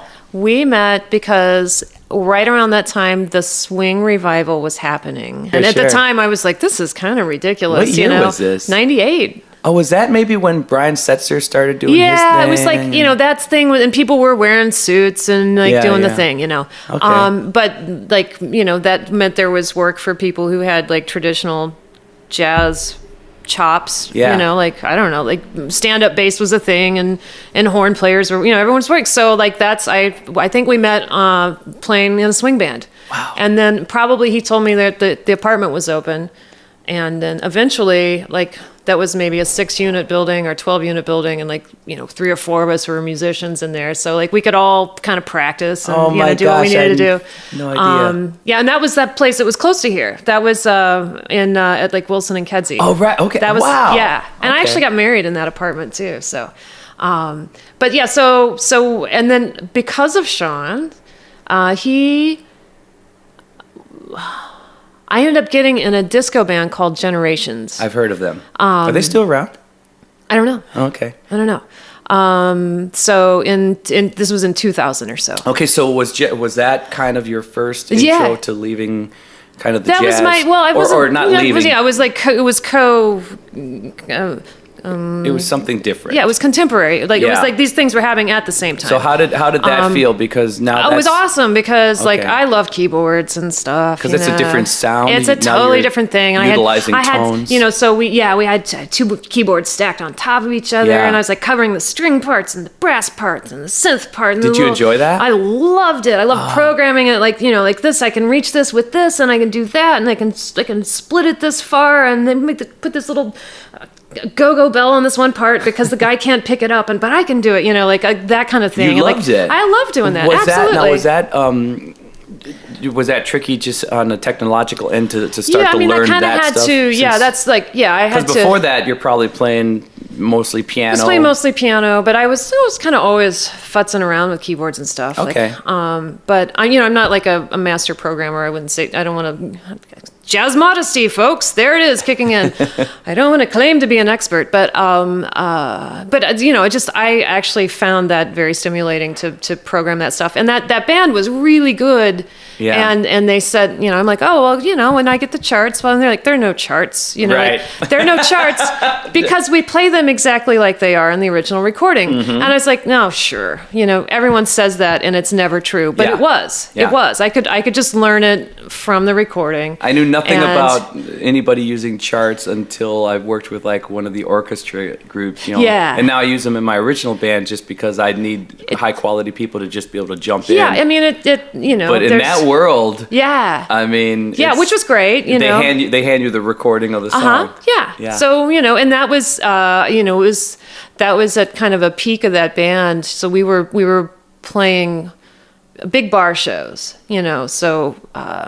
Yeah, that was a big. I remember. Yeah, so we'd go to, like we were probably in a 6 or 8 contingent state circuit, of like playing this place in Indianapolis and that place in Fort Wayne and this place here and that place in Quad Cities or whatever. What I miss about that world is driving home at 4 a.m. while it's snowing. I still do that. Oh. Yeah, I may go. I can fly to Hawaii, but then at the same time, I'm like on a gig in Peoria or wherever, and finding out that you can still get stuck in traffic at 6 a.m. or Yes. like or 3. I come home at 2 a.m, 3 a.m, and I'm stuck in a traffic jam in this town, and I don't know why. I don't know how. I'm like, I'm on 55. I'm still south. Where are all these people going at this time of day? I don't understand it, right? Because there are other times that I just assume it's 3 a.m. Psh, Yeah. everyone's sleeping, and I'm stuck in grid. Yeah. But anyway, Chicago folks. I'm telling you, man. Yeah. But and it seems like construction just pops up. Like there wasn't construction here when I was going Like mushrooms to the gig, after rain. but now it's Well, anyway, but you know what I miss about that world? Kind of the uncharted. Everyone's just learning from the tape or from the CD. Is you'd have all these rehearsals. Everyone's coming together and everyone's kind of tweaking whatever, but then all of a sudden you were making up these fantastic additional arrangements, these extra hits, or we're going to double time. Yeah. And it would happen so organically. Yeah. And that would never be charted either. Right. It would just be this thing that we all created together, and we were so jazzed about it when it happened, like, oh my God, that is beautiful. And then you're into it almost like you're performing at the rehearsal. And because it's for the most part that unit, you've never charted it. Maybe you record it so somebody's aware of it, but I mean, Well, when you I mean, bring not that then. to the stage, Like we didn't do that then, because like now you have your phone recorder Yeah, and yeah, everything's you didn't have easy. Like anything. high quality recording Right. is in your pocket. I just loved the way the extra special sauce that you Oh, put on yeah. a song. It was so organic, and it wasn't, we didn't do it and then write it down. Like we did yeah, it. because It you don't happened. have to, because you're playing with the same people all the And time. It just felt so good, and it felt so good when it hit. I mean, I don't know. Now, I work with such a high grade of musician. I'm lucky to do that, and stuff feels so tight and so natural. Yeah. But there was nothing quite like the tightness you felt when it was with this group of people that you organically created it with, and it was like fun, and you're laughing when it happened. And Yeah, you're excited. for sure. It was. I love that about those days. Yeah. I never thought about it till now. It's I find that like I go through periods of time where I'm playing with the same people, or periods of time where I'm playing with different people every day Yeah. of the week or whatever. And I find that I crave when I'm not doing it, I do crave being in like quotes in a band, because like that's the only time that kind of magic. unspoken communication happens. Yeah, It's like it has. I mean, that's not the only time, but like you have to know certain things to a certain point together. It's amazing. Which is, and that happens in jazz too. And sometimes that happens with complete strangers, and sometimes, but it's always really like to really play something with the same people is really, to forge a relationship, Those occurrences are way more consistent in that scenario when Yeah. you're in that band. And Yeah. but I never even realized how much I kind of missed that till this moment. Yeah. I never touched, you keep going forward and we're both Right. doing our thing. Yeah. Wow. So then how long are you in Generations? So Generations I did maybe for, I don't know, like a year and a half. How or much of something. your calendar then, like how was that? That was like 50% of your work was there that then would or more? be weekends and more. So then you're still depending. doing jazz Yeah, I was stuff still doing during- jazz in the week, and then that stuff on Friday, Saturday, maybe Thursday, Friday, Saturday, or maybe just So Saturday. During the week, are you moonlighting with jazz bands, or are you doing the solo thing, or are you doing a little bit of everything? Just whatever. Just it would be with a trio one night, and maybe my trio one night, and then solo piano somewhere So else. your and then life is somewhere. pretty good at this point. You're working in the city. Yeah. You're making your money. Yeah. Were you able to even find work even in the slower months? Were you? Yeah. Yeah. Yeah. That's fantastic. Yeah. The first year I was here, I had. I remember this because of the weird circumstance that happened afterwards. But I moved in October, and that January I had 20 dates on the books. Oh my gosh. Hold on, I have to make this one last pause. Another pause because this coffee and water's going right through me. Yay, coffee and water. Anyway, so you had 20 gigs in January. I had 20 gigs in January, and I remember for this very specific reason, because I was in town. I'd done this. It took a lot for me to get here, and I made Yeah. it happen, and I'm working, and I decided to buy a piano, and because I didn't have a piano to practice on. I was like, I Sure. either have to, because I was living by DePaul, so I could go practice there. And then I ended up moving. I was like, I have to get an instrument, Yeah. I either have to rent an instrument or buy something. And I Were found you in a house? No, I was in an apartment at Wilson and Clarendon. But so was it by tricky? Weiss Hospital? Were you? I mean, you can't just plug earphones into a piano. Was it tricky with neighbors? People like pianos generally, and Okay. like I'm always home at the weird time of day. So it worked out. So like You didn't have to explain to the I neighbors. can like slip a note under someone's door. Like it's a pleasant. It's not like listening to beginning violin or something. Yeah, but it's grumpy's generally grumpy. If you Yeah, had, well, you were I've- lucky I've- you didn't have that I've neighbor. been very lucky in any instance in which I've shared walls to have people that didn't mind at some point of the day, at least, if I was Yeah. playing. Yeah, so I was like, 20 gig, by the way, 20 gigs in January Well, is the name of your solo CD. So here's why, but I have to tell you why this is not a gig brag, but this is why, why I remember this so specifically. I bought a piano, and I had bought it from the nickel paper or whatever, it was a grand piano out in Darien, somebody's house. It was a piece of furniture in someone's house, and it was cheap. It was cheap. And I was like, well, I have a little savings account from when I moved up, because I had saved money to move up, and not not a lot, but enough to just kind of, make it happen.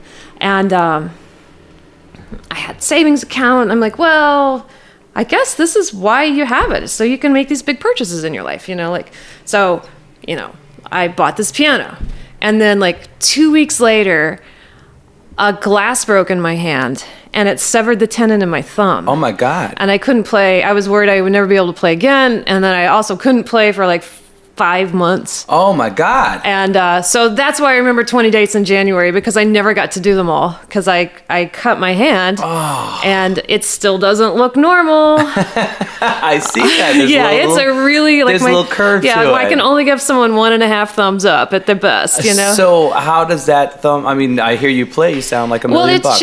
It changes everything. Sure. It changes. I had to completely relearn how to, I had to relearn, I had to go through physical therapy and relearn the pincher grasp to pick up the big thing, and then can I pick up a paper clip, and can I pick up a pen, that had to be one of the most emotionally that had to be sucked. emotionally tough. I mean, that had really, really sucked. The fear and everything that you are. Yeah, I've done it. That whoops, Yeah, it's like having a limb removed. Yeah. Oh, it's like having your identity removed. Yeah. And then you realize that maybe you shouldn't have all your identity wrapped up in one thing. But so then, what did you do for the 5 months? I had a job. I worked at a firm downtown, and went back to kind of writing corporate things for as much, because I kind of had that when I moved here too. Have you ever written? Do you write song lyrics and stuff like that? No. I'm a very functional writer. You're a I copywriter. Yeah, I guess. Yeah. I don't know. I've never been an official position, but it's a skill I've used in times. So you were able to utilize the resume from your past work to get this gig. Yeah, absolutely. And that was helpful.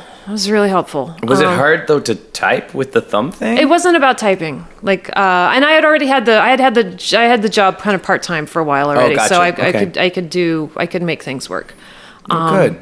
But it was it was really hard, and but that kind of after that, without going through something like that, I would have never had this feeling of well, I can do that. That sucks, and I can get through that. Yeah. So now, it sounds kind of ridiculous, but I kind of feel I can't do anything, but I have this kind of attitude of well, yeah, I can do anything, Yeah, no matter what happens. I don't want to do everything, but if something's thrown your way, you're good to go. It's just, you just make shit work. You have to just make stuff work. So that's why I remember 20 Days of January. So then I started working with Generations, and then from there, that's how I learned. That's where I got into jobbing. So I came into jobbing from not I'm a jazz player, but I have to learn these tunes that I think are beneath me. We've all met people like that, right? I know quite a few. And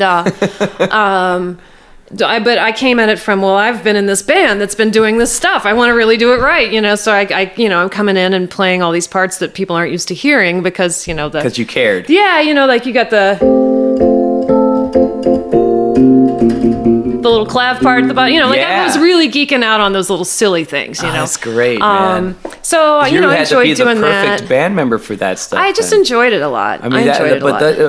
I think whenever I worked with a jazz player who had sort of conformed to keyboards, it seemed like keyboards in an R&B band or a pop band are really tricky because you need somebody super talented, because it's not all C, F, and G. It's not as easy. Some of those tunes are not as easy as people. Not at all. Especially when you're talking about handling horn lines and things like that back in the day. Crazy. Right? And what I noticed was you'd either have somebody who wasn't talented enough, but that's what they wanted to do and they bought all the gear, so then you never quite got what you needed. Or you got somebody who was a jazz player who was so good, but somehow they'd had that, I'm above this, why am I even doing it? Yeah. And then they wouldn't play all the parts, even though they could. Yeah, they just didn't care as much. It was really hard to find the perfect keyboardist. Yeah. So it sounds like you must have been. I was.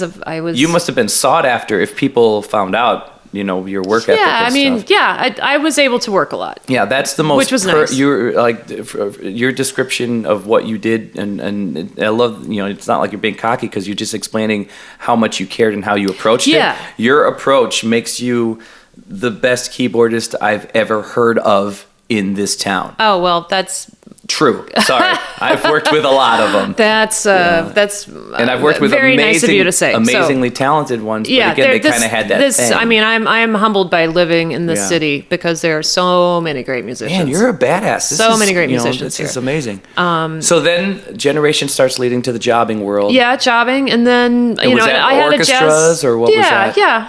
And then I had jazz trio at the same time, and we had a steady. You led it? Yeah. Okay. What was it called? The Joanne Daugherty Trio. That's kind of always been going. Like my husband and I have always played together. What does your husband play? He's a drummer. Right. And we moved from Kansas City to here. Like we knew each other there so too. he was a jazz player primarily as well. Yeah. Okay. But he's kind of an everything, and I'm kind of like an everything. As well. So the trio was just the trio was always going, piano, bass, and drums, and so Sean was in that for a long time. Oh my gosh! And we used to play Small at world, Houston's, and then we played at Bandera down on Michigan Avenue. We had like 2 nights a week. When was the last time you played with Sean? Oh, it's been a long time. It's been a long time. So next time you sub, I got to get you to sub in my original band. You'll have Sean there. It'd be fun. Okay. So I was doing that at the same time, and then I have a couple records out, with the jazz thing, Really? Yeah, and I have a third one that's like on the cusp of happening. It's like all recorded and mastered and everything, but not out in the world. Are there vocals in that? Is it straight music? It's actually on my website. It'll just load. Oh, dude, I cannot wait. I'm gonna you're gonna enjoy it. Yeah. It feels really good. It's really fun stuff. Yeah, and you'll hear kind of like there's a lot of groove based stuff in it too. So I think you'll hear what we've been talking about. So. Was this all independent, or did you get picked up by anybody? Yeah, no. This is my thing. I'm actually gonna put it out on my own label. I'm gonna do all that. But that is great. Yeah. So and then I'm just kind of have a repository of my body of work over time now. Oh my gosh. So, but the first two labels. JoanneDaugherty.com. That's where they'll find your stuff. That's where you'll find your stuff. Or is it Joanne Daugherty Band? Or No. Joanne Daugherty. JoanneDaugherty.com. Yes. The other one is Shinola Band. That's the one we had to put band on. But gotcha. No. No, I want to hear I want to hear your trio stuff though. Yeah, it's there. You'll dig it. Oh my gosh, You'll totally dig awesome. All right. So that's going to come out this year, come hell or high water. So nice. Do you have a title already? No, I'm working on that. We should talk about that. Talk about that. But you should hear it first. So. Okay, nice. Yeah. So, and then I got kind of itchy, and I was like, maybe I'll go back to school for botany, or maybe I'll check out the theater scene. Some people do that, or I don't. Maybe is this taking us to the touring and to the Jersey? Yeah. Is that where we're headed? So right now we're at the place where you got from farm to city. And it's so amazing. I love the journey, though. I love the way that, that lady, what was your first teacher's name? Maxine Dugan. What a life changer. Right. What a life changer. She opened the world to me. You seem like you have a work ethic to you, so you would have been doing something with all your heart and soul, I can tell. Just it seems like that's who you are, and you seem to care a lot, I do. in all the right ways. I care a lot. But I'm a carer. I care. Actually, that's one of my big things when I do clinics with college kids or whatever. You do that? Yeah, when I do that kind of stuff, one of the big things I talk about is someone will always be better than you, or you got to take care of your things. Yeah. But no one can care more than you. Oh my gosh. And that's where you can really separate yourself from anyone else, is how much you care about whatever it is you're pursuing. Because then if you attach that to it, then you learn it with depth, and then you do it, and you've got it, and it leads to other things, But it's hard for when you're younger, you don't understand that stuff. So no, but that is amazing. Yeah, because I've always lived by somebody's always better. Don't compete. I don't compete. I compete with me, but nobody can care as much as you. Oh man, that is brilliant. That's what I'm ending this episode on. All right. So this has been, dude. I love you to death. You have such a great. Yeah, the journey. I love your journey. I mean, we spent an entire episode and we didn't even, folks. So part 2 of this episode will you'll have to come on back for the next time around. We're going to get into this nationally touring acts that Joanne was a part of, and that's led to so many things. And you were the first conductor on the Motown. I know you don't want to make a thing about it, but still, yeah. I want to talk about some interesting stuff. But I mean, suddenly she got into an entirely different arena, and it's going to be a blast because these stories were interesting enough. But now I want to get into that whole other level. It's so great. You have different levels to you that are just so fun, you know. And I've never done this before. I've never just spent all this time on the local scene and then boom, now we get to the national. This is a treat. Well, this has been fun for me. It's been a blast for me too. Did you like this? It's totally amazing fun. Well, okay, so seriously, I mean, how often is anyone interested in, like, you know, in your story? You know, your story now will like live out there forever. You know, your story. It's very cool. You don't need a bio. You just throw this up and say, "Oh, geez, no!" Listen like to this. I don't want the bio to start where it did. So I have a bio on my website. Everybody. Oh, there it is. There it is. So. All right. Well, anyway, folks, you've heard phase 1. So the next episode, you'll hear phase 2, and then we get into a whole different world. It was fun. Now we're going from the South Side to the worldwide is what's happening here. Boy. You know, yeah, it's from Stony Island to, you know, Europe or wherever you've been. So this is going to be a blast. I cannot wait. All right. Thank you. My pleasure. Thanks for taking the time out, man. It's a ball. It's a joy. I just do one of my whatchamacallit. I just throw one of my tunes at the end. You should just play us out, man. Well, anything. Play one of your originals. Just whatever. Just tinker on the thing. We're just fading anyway. Let's do. Why don't you sing? I'm singing. Yeah, no, you're not gonna make me do this by myself. Let's do. Let's Stay Together or something. Oh my gosh! What key do you do that in? What key do you do that in? The regular standard key. What's Al's? I'm so in love with you. Whatever you want to do. Ooh, look at that left hand work. It's all right with me. 'Cause you make me feel so brand new. You had many gigs in Stony Island too. So people, just wait for Joanne Daugherty Part 2 coming to you. Hurry, baby. Part 2 is coming your way. I want you people to find your smile wherever you are. Have a great day, have a great week, have a great month. Say bye to Joanne and go out and find your smile. I never did that. Find your smile. See you on Part 2. Say bye, Joanne. Bye. That was rocking. It was a very unique episode. I'm just glad you had fun.